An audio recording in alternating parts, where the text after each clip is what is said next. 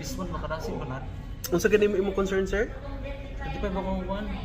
25% mo commission.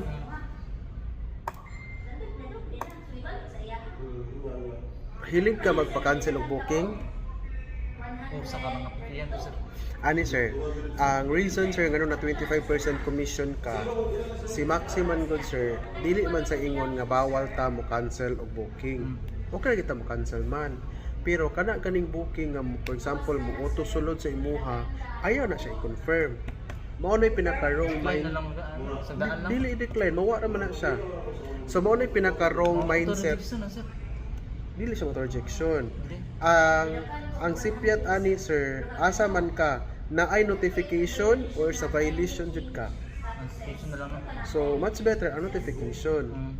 So moro na ba na ay baha unya wala gid mo laing choice nalumos ang imong partner in life ug ang imong mama. Muna nga nga decision is kinsa gyud imong i-save nilang duha.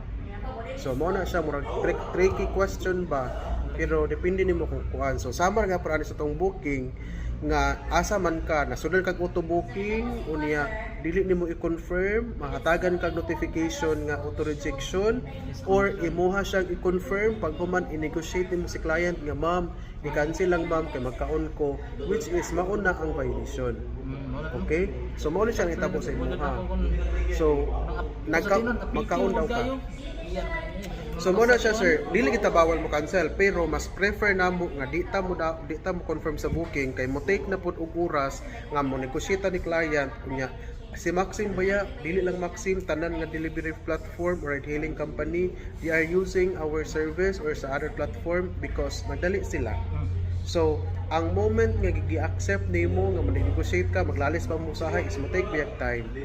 Diba? So ayan na lang jud siya i-accept. So mo na choosing between receiving notification or receiving a violation. So ayan ang i-accept para wa kay violation ha. So ako ni siyang magbalik imong commission karon sir sa kung pila gid imong commission. So hopefully is mao na siya tong i-practice. Thank you.